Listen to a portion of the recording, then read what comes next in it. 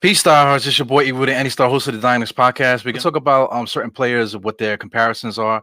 We're gonna be talking about Frank Ntilikina. We're gonna talk about Knox and DSJ, maybe some other guys too. We're gonna doing this all off the top of the head.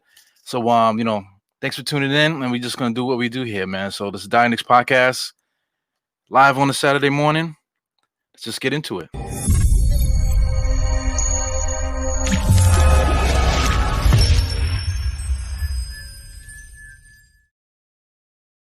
Yeah, man. Shout out to everybody that's tuning in, whatever, on Sportscaster and Facebook and Twitter. This is Evil, the Anti-Star, host of the Diners podcast. Hey, we're just gonna do something different today, because I've been trying to get this out for the longest time, man. I just want to talk about Frank, Knox, and DSJ, their comparisons, because development, but at the same time, there's players in this league that are in their class or in their their draft class or in their just immediate like their peers or whatever that we could have gotten or that other teams have, that like if these guys were so good that they would just be those guys already. I'm tired of waiting all these years. These guys are young and this, that, and the other, but their peers are young too. You want to talk about Donovan Mitchell, and these guys are around the same age, man, 25 or whatever. If you could go to high school with somebody, then you guys are basically the same age, man.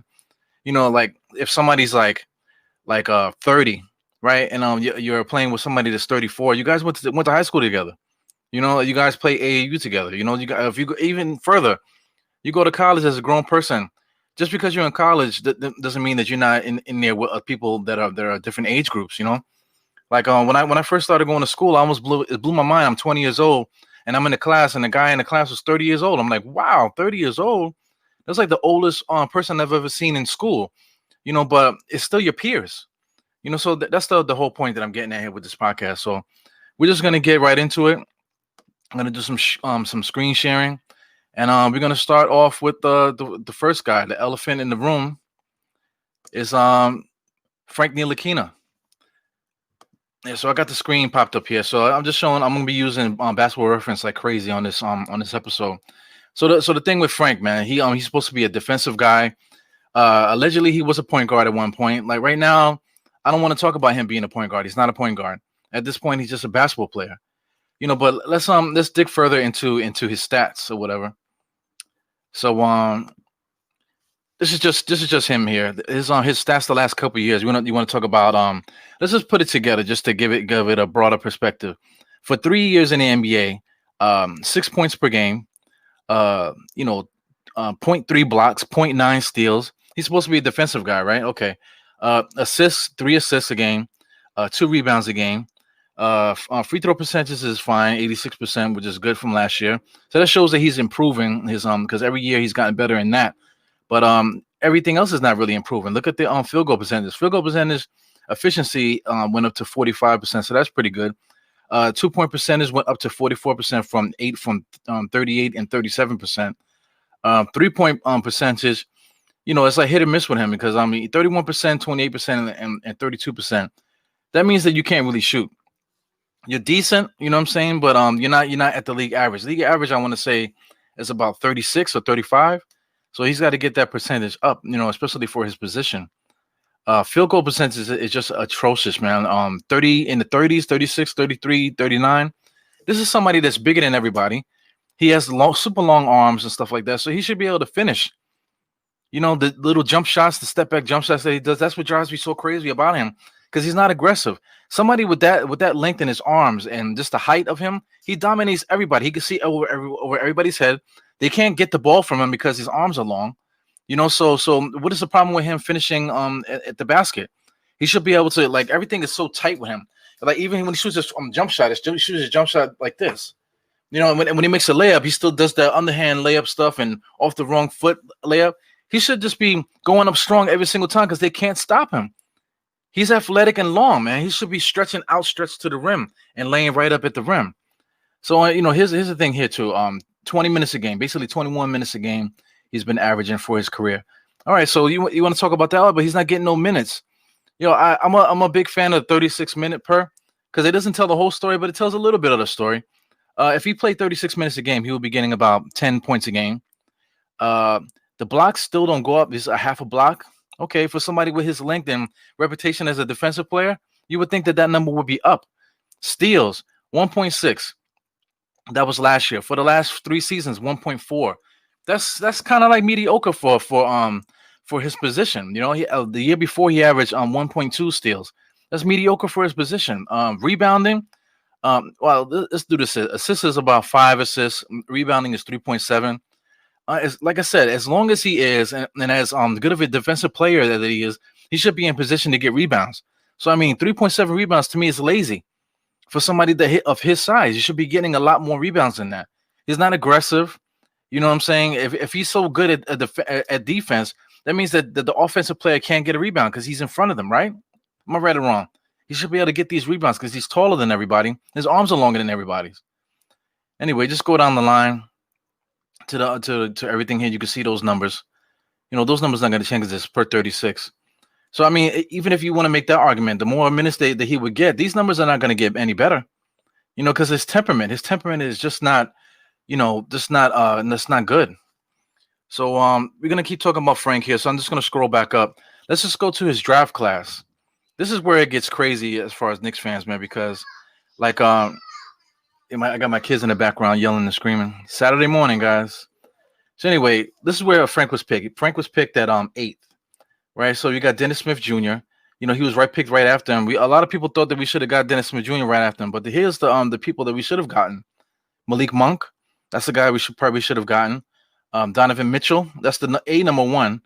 And then forget about everybody else. Most of everybody else is just like small forwards and power forwards. A lot of good players in this draft. Quiet as kept. But the elephants are Dennis Smith, Donovan Mitchell, and Malik Monk. Now, Dennis Smith Jr., he went to Dallas. You would think that would have been a good spot, but they went, they didn't really develop him over there. They don't really have a good development team. They like to draft European guys, and they never develop those European guys. Fast forward to them getting Luka. Luka is a star. He's already like a star or whatever. So then they just forgot about Dennis Smith Jr. So you want to talk about destroying confidence? If they would have drafted Frank Ntilikina, because Frank Ntilikina, I feel like nothing affects him. So everything that has to do with his development is all him. You know what I'm saying? So I think Frank Ntilikina would have been in a better spot if he went to Dallas. Because hindsight is 2020. If they still were able to draft Luka, Frank would be perfect next to Luka. As a starting shooting guard for them. With Luka basically playing point guard over there. You know what I'm saying? You start Frank and Tim Hardaway Jr. That's if everything played out the same kind of way. Because once you start messing with time travel in the multiverse and stuff like that, things start, there's a ripple effect with things. But we just playing, quote unquote devil's advocate for all this stuff, man. So here's another player, Malik Monk. Malik Monk went to Charlotte, and then they buried him basically. They went and got a Rozier, and then they had the other guy, Washington. What's the name of the point guard? I can't think of it right now. But anyway, they went and got guys to play ahead of him. They have shooting guards. They got Macon. Was it Bacon over there? They got Bacon. A couple other guys as well too on that team. So, where do you play Malik Monk? Now, fast forward. You rewind. If the Knicks were to draft Malik Monk, given the opportunity that we gave Frank Ntilikina, Monk would have flourished, in my opinion, because Monk doesn't lack confidence. So if there's minutes to be grabbed, and it's for him to take, then I think Malik Monk would have seized that opportunity, and his career wouldn't be the way that it is now. I'm not gonna click his thing, because he hasn't really done anything really. He had like a little piece that he did well, but we found out that he was doing performance enhancing drugs because he had an injury, trying to get back from an injury. So that's no here no there. But then also Donovan Mitchell. I mean, you look at those draft tapes and stuff like that. You're looking at what were they thinking? They just thought, Phil Jackson just thought triangle and that's it. And Donovan Mitchell was there. But you can't just give it all to Phil, because Dallas, Sacramento, Charlotte, Detroit with Luke Kennard. Oh my God, all these guys passed up Donovan Mitchell. So a lot of guys were sleeping at the wheel with Donovan Mitchell. Maybe they thought that he wasn't going to be a point guard or whatever. These NBA scouts, a lot of people like to give them too much props, but these NBA scouts don't know what the fuck they're talking about either. So that's again, that's no here, no there, man. So yeah, that's Frank's thing here. But who does Frank remind you of as far as like a basketball player? You know, who does Frank remind you of? Let's stop sharing this. I'm gonna share the NBA league leaders right now. I'm gonna put that on the screen. So for those watching, that's what I'm doing. For those listening, I'm putting up the NBA leaders for the season here. So anyway, here we go. Like I said, Frank Ntilikina's comparisons would be steals, right? So let's go to steals. We got steals over here, steals per game. Let's just pull everybody up. Scroll up. Let's get it synced here. Steals per game. Let me make sure you guys can see that. Steals per game. Okay, I already have it highlighted. Steals per game. Ben Simmons is led the league in steals per game. 2.1 steals. Okay, you want to talk about greatest defenders in the NBA history, and just for the last few years, whatever, or just like last 5-10 years, steals leaders usually be multiple 2 point something, like close to three. Some of them three steals a game. We got Ben Simmons, as tall as he is, playing point guard, whatever, and he's only averaging 2.1 steals for 35 minutes per game. Chris Dunn averaging 2 steals a game with 24 minutes a game. Andre Drummond at a center, he's one of the league leaders. You know what I'm saying? So this just shows you how what the NBA is. Everybody talks about defense. A lot of Knicks fans keep talking about defense, but they don't play defense like they used to, man. They're not allowed to touch nobody. You got to have your hands up. Nobody's really swiping at the ball anymore because you get called for a foul.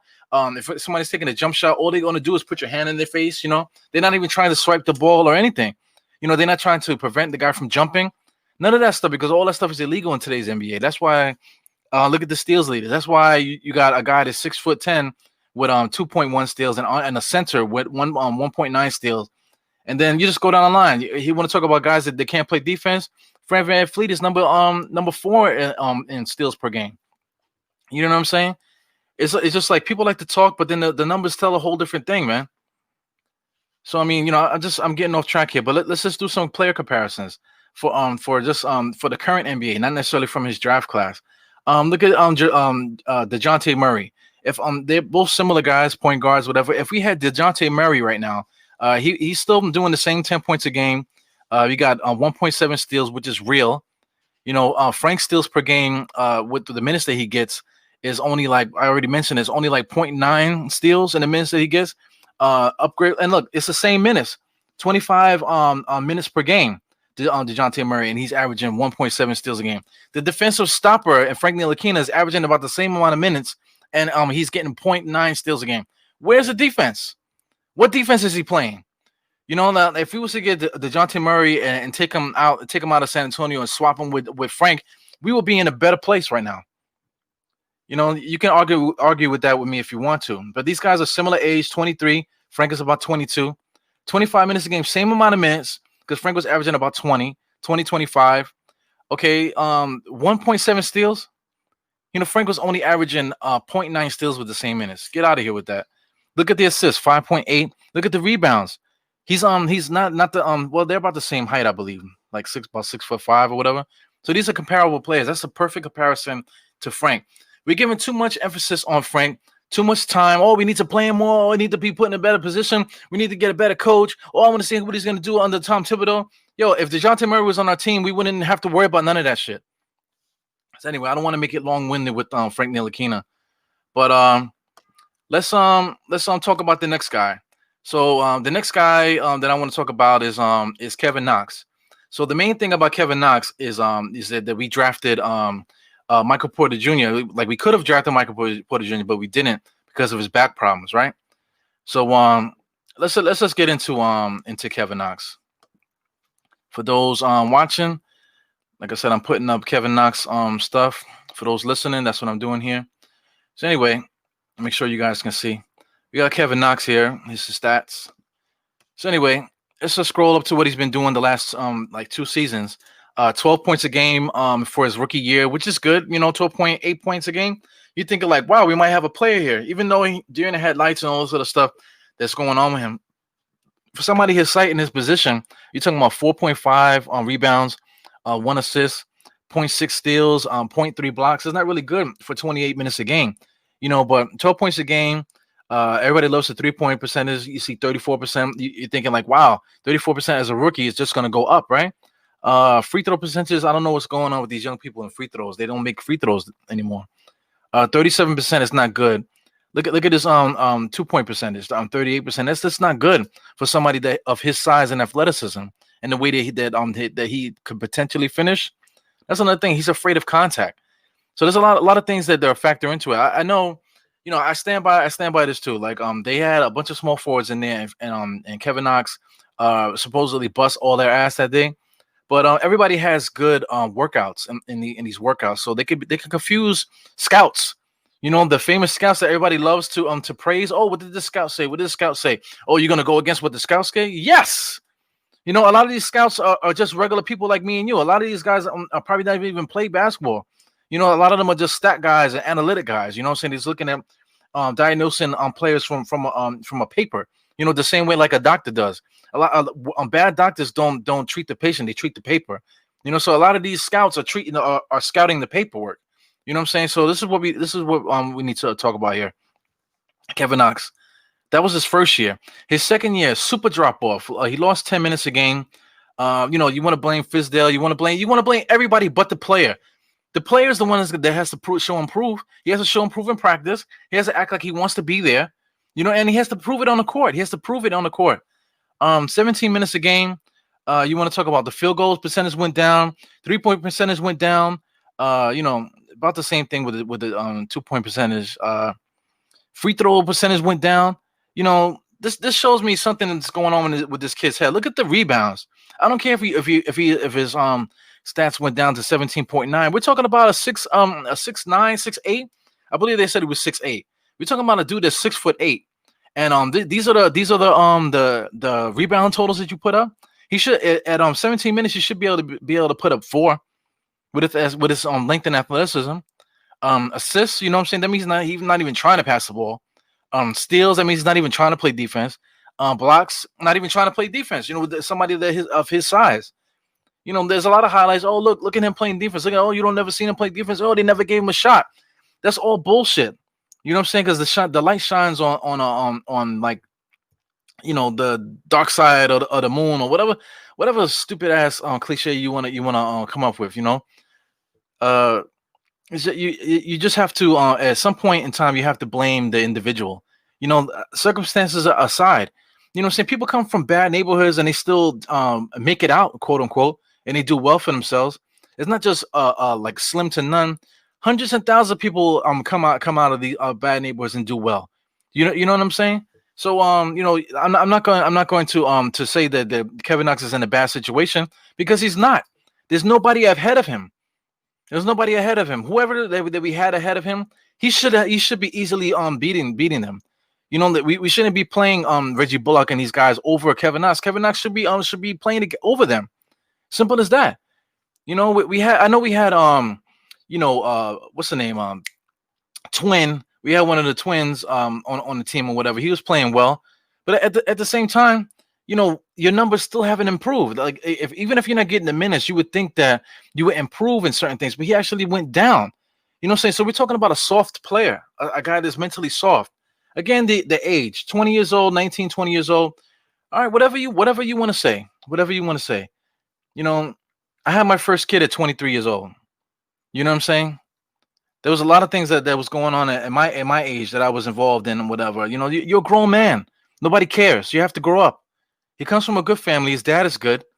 And he's had all the great coaches. He went to Kentucky. What do you want? At some point, these guys have to grow up. Now let's look at his draft class, 2018 draft. Now we already talked about it. Michael Porter Jr. We should have drafted him, right? It's always hindsight 2020, man. Where's he at? Michael Porter Jr. was drafted 14, so he's not the only one that passed him up. Philly passed him up. Charlotte, the Clippers passed him up twice. You know what I'm saying? So Michael Porter Jr., don't blame it on the Knicks that the Knicks didn't pick him. The other players didn't pick him. Other teams didn't pick him up neither. And these guys, Mikal Bridges and Miles Bridges and these guys, those are the guys that Kevin Knox would bust their ass in that practice. You know what I'm saying? But it was only one practice. You know what I'm saying? So, The Knicks just happened. The scouts just happened to see him in that element, and then they just crossed him off. So okay, this is the guy we're going with. You know, Michael Porter Jr. at the time they were talking about him not being able to walk if he continues to play. You know what I'm saying? So he, young guy, he was able to get through that, and now the sky's the limit for him. We're gonna be talking about him for years to come. He's gonna be like a 20-point a game scorer because they actually handcuffed him a little bit because he's a rookie. He was making a little bit of rookie mistakes and they're trying to win basketball games. But as the years go by, you're gonna see Michael Porter's name up there in the leaderboards, future All-Star, and all this. Kevin Knox, I'm not so sure. Malik Bridges and Miles Bridges, they're all in the same boat, really. Michigan State, Miles Bridges and all these guys. I think Miles Bridges is in a good spot. Mikal Bridges, whatever how you pronounce his name. I believe he's in Phoenix right now. So I mean, he's doing well there. He has his little spot there, so he's in a great spot as well.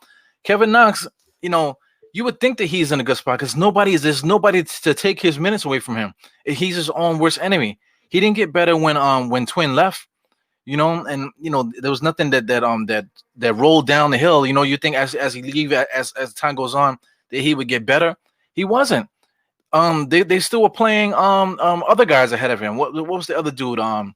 The dude that we got in the trade with the Clippers for him. He was playing over Kevin Knox. That tells you right there what type of player that we're dealing with here. Just go down the line.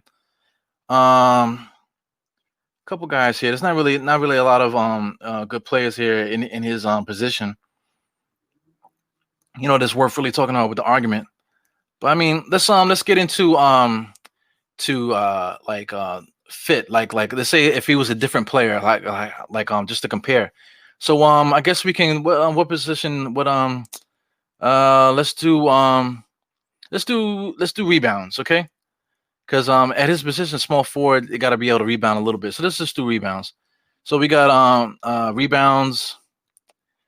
Is that rebounds? Yeah, there's total rebounds per game. Okay, cool.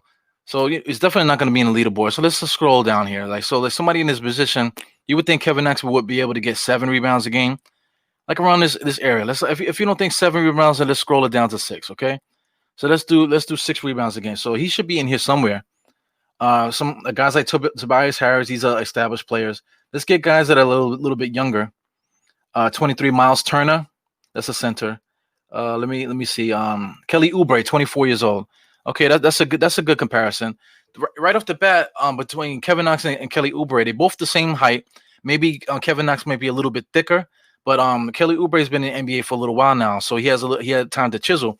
But I mean, not that much. You know what I'm saying? Because Kevin Knox got 2 years in the NBA. I'm not gonna click Kelly Oubre right now, but look at this: 18 points a game, 6 rebounds. The assistant is not going to be up for small forwards because small forwards technically are receivers for the most part, and that's what Kevin Knox is going to be. I'm not going to ask him to be facilitator. The steals are respectable, and the blocks are kind of like respectable a little bit. Let's just see who else we got here. Lauri Markkanen.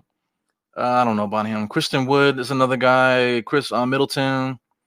Trying to find somebody in his little bracket. I hate to do this to him, but I mean, like, let's say like Brandon Ingram. They're all around the same age, right? Brandon Ingram already reached his peak, 23 points per game, 6 rebounds, 4 assists, fills up the stat sheet. Jay Crowder. These are the type of players that he should be one day. 12 points a game, 6 rebounds, 1 point. Like if Kevin Knox was doing that, 10, even if he was doing 10 points a game, but still give me 6 rebounds, maybe give me a little bit more assists and actually contributing to the game, better stats here with at least with 3-point percentages and stuff like that. If he was doing a little bit better like that and just showing some kind of aggression, then we would just be better off. I mean, you could pencil any of these guys here. Just looking for small forwards. Even like these older guys, like say like a OG. Okay, OG is another guy that's in his age group. 5.3 rebounds, 1.6. These are all in about the same stats that he had before. Like you want to see production, man. You want to see a little bit of numbers, like the 50% from the field, 39% from 3. These are the type of things you would like to see. Like if we had OG instead of Kevin Knox, we would be so much better off. You still have a chance to develop players. You still have a chance for them to actually build and do something. But how long are you gonna wait? We're about to have a draft with 3 more draft picks. So what are we doing here? We have a draft that's gonna get 3 more guys. We might get 3 replacements. We might get point guard replacement, small forward replacement, and a shooting guard replacement. So what are we gonna do with Kevin Knox and Frank Ntilikina? Anyway, fast forward now. We're gonna talk about the other guy, DSJ. Same thing. I'm gonna put this guy up on the screen. For those listening. Um, let's put his stats up here. Dennis Smith Jr. Make sure you guys see me here. All right, so Dennis Smith Jr. Of course, he was drafted in the same draft class as Frank Ntilikina, but he's a little interesting because we didn't draft him. That's number one. Dallas drafted him. His rookie season, if you could see that, he averaged for his rookie year. Excuse me, his rookie season, 15 points a game, 1 steal, 5 assists, 3.8 rebounds per game. Okay, he did that in 29 minutes. Of course, his field goal percentage, you're not expecting it to be so great. 39% is not good. Okay, he's a rookie, but he still managed to get you 15 points a game. 3-point percentage, 31%. We know he can't shoot. Okay, 2-point percentage that goes up 43%, because that means that he could finish at the rim.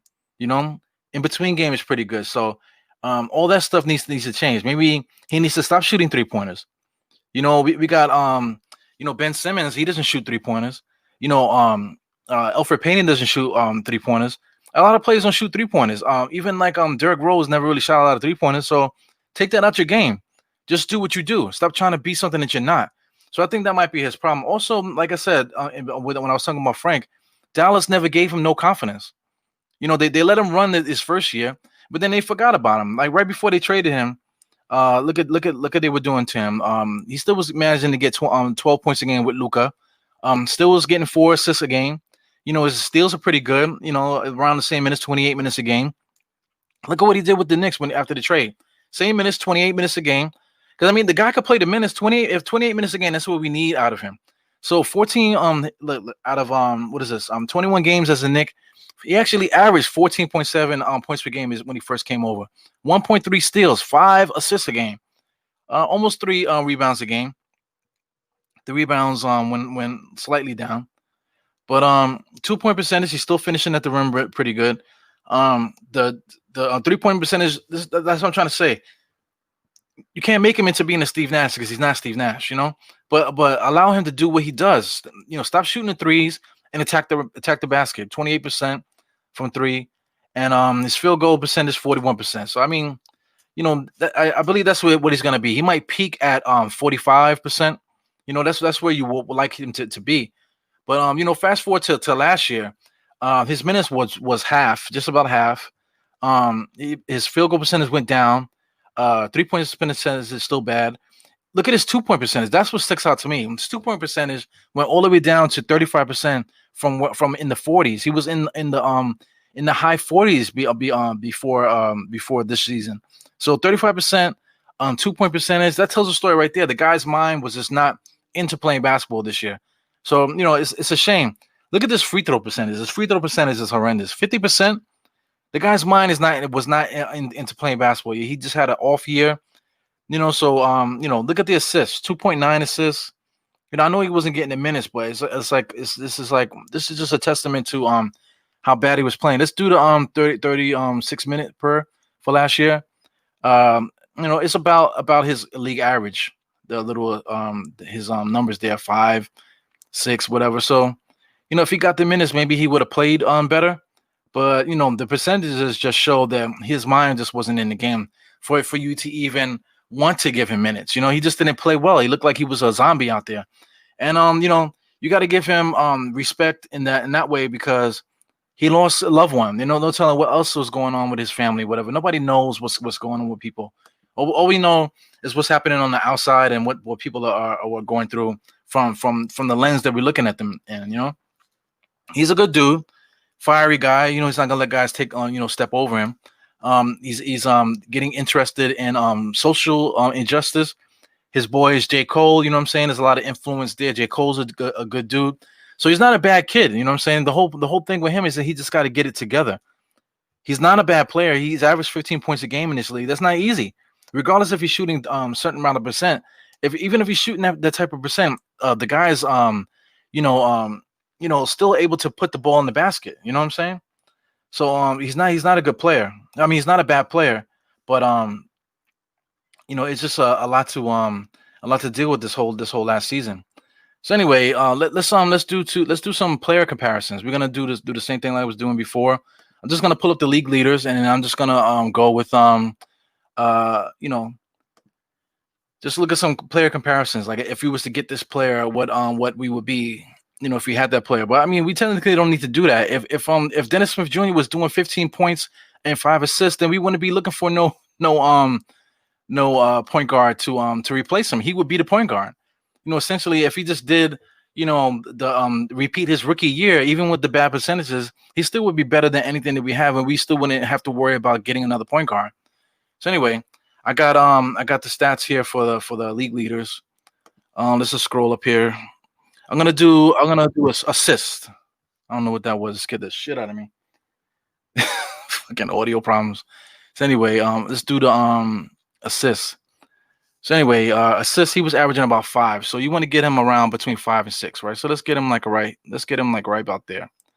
Between 7 and 5 there. Okay. So point guards, Russell Westbrook, he's not on that level. Lonzo Ball, De'Aaron Fox. Let's say De'Aaron Fox, I don't know about that. Let's just keep scrolling. You got Drew Holiday, Fred VanVleet, it's a shooter. Lou Williams, Derrick Rose. Let's do Derrick Rose. Derrick Rose is 31. That's like his always his comparison. 26 minutes a game. That will be the minutes that Dennis Smith will get. But you want to talk about his let's do his field goal percentage. 49% from the field, 30% from 3. That's what to be expected. Just a awesome finisher at the rim. 53%. In for 2-pointers. Great free throw percentage. So if Dennis Smith Jr. was to get it, not at this level, because this is pretty elite, but if he was to get his field goal percentage at least up into the high 40s, like maybe 49%, 48%, and maybe get his free throw percentage at least into the 70s, then we could talk about it, because you don't have to worry about 3-point percentage. Look at this, only 2.9 attempts, only 0.9 makes per game for Derrick Rose. If Dennis Smith Jr. was doing that, then I wouldn't care, because he's going to give you the 5 assists per game, and then that 15 points would turn to 18. And now all of a sudden you got a guy that if we win, could get you in the playoffs. You know what I'm saying? So hindsight is 2020, and then of course a lot of different factors. Dennis Smith is really not a confidence issue, because he has confidence. You know what I'm saying? But it's just all about getting everything together as far as his mental. So if he can get his mental together, having a great coach and Thibodeau and stuff like that, that's going to see a guy and what he can do and put him in a position. If he can see a little bit of Derrick Rose in him, then that's great. I don't want to force feed guys minutes based on that type of thing. But if the guy is showing it in practice, and Tom Thibodeau puts him in the spot, that means that he earned it. And that's it. Because we're not talking about Fizdale. We're not talking about bums of that nature. We're talking about Tom Thibodeau, one of the most respected coaches in the NBA. So if Tom Thibodeau puts him in the spot, like a Derrick Rose, and it says, yo, Dennis Smith Jr. is the guy, then that's what it is. Because I'm looking at the NBA draft, the prospects and stuff like that. I don't really see anybody that's really stands out, that's really better than any of the guys that we have. Like I was talking with Aiden Donahue in both for our podcast. We're on the same page with our point guards. I can't get the guy's freaking name, but I mean we got guys in the G League that put up 19 points, 19 assists in some games and stuff like that. And these guys are good, and we can develop those guys instead of bringing another dude that might not even be as good as the players that we already have on the roster. Jared Harper is another guy. Is some of these point guards better than the guys that we already have? You know what I'm saying? Dennis Smith Jr. Like I said, if he was to get himself together, clean up his field goal percentages and whatever, and more focus on his game rather than trying to be somebody else, then maybe he can be like a old man Derrick Rose, 18-6. Doing that type of thing. He still gets steals, 1 point something steals a game. So I mean, that's what we really need at the point guard spot, especially if we're developing other positions. Dennis Smith Jr. Prime, like if he was to get himself together, Like I said, 15 and 5. That's fine. Shooting guard. If Frank Ntilikina was to get himself together and become like let's say a Jajante Murray, he could slide there to play right next to Dennis Smith Jr. and they can go at each other. RJ Barrett is another guy. I would like to slide him to the small forward spot because he's strong. He's dominating on guys that are smaller than him. But he has to work harder on defense because he's not as quick as these guys. You know what I'm saying? So put him against guys that are equal strength and stuff like that. And he's proven so many times that he could bump these guys off him and continue to move because this NBA is not the 90s. Like the guys are not allowed to touch each other. So RJ is going to be able to do his thing no matter who's in front of him at the forward position. So I think that'll be good. And then he's faster than a lot of the small forwards, which is interesting as well. And RJ rebounds. He's a good rebounder. So slide him at the small forward, whatever. And then I didn't talk about Mitchell Robinson because Mitchell Robinson to me is a dime a dozen player. I know. That's not like a hot take for people to take in. But I mean, like the dude is just a rebounder and a shot blocker. His athleticism, okay, he runs the floor exceptionally well, and he can recover on defense. Oh, I seen the guy fall on the floor. Like, we all seen it. It's all video. Like you can click his highlights, and that's what you're gonna see. Okay, just because you have an opinion and I saw this guy do that, I saw this guy do that. Everybody's seen it, bro. You know what I'm saying? I know so many plays like that. They talk to whatever, but I mean, like, is he better than Clint Capella? You know what I'm saying? Is he better than half of these centers that you can mention out there? Is he worth getting the same contract that Gobert is getting in Utah? Because if you're talking about Mitchell Robinson that he's so good, then that's the market. Are you going to max out Mitchell Robinson in a few years? No, you're not, because he's not. It's not like he's giving you 20 rebounds a game. Like if you look at his 36 minutes per game, which I'm not going to put up, because I mean this should be common knowledge. If you like him so much, his 36 minutes per game is only about 10, 11 rebounds per game. And then he still hasn't mastered the art of not fouling motherfuckers. You know what I'm saying? So that 10 rebounds stuff is like fool's gold because he might not even make it to the fourth quarter the way that he plays. The blocks, there was a lot of talk that he might get to 5 blocks per game. That was all fun to talk about, but his blocks might be closer to 3, and that's it. Maybe getting close to 4.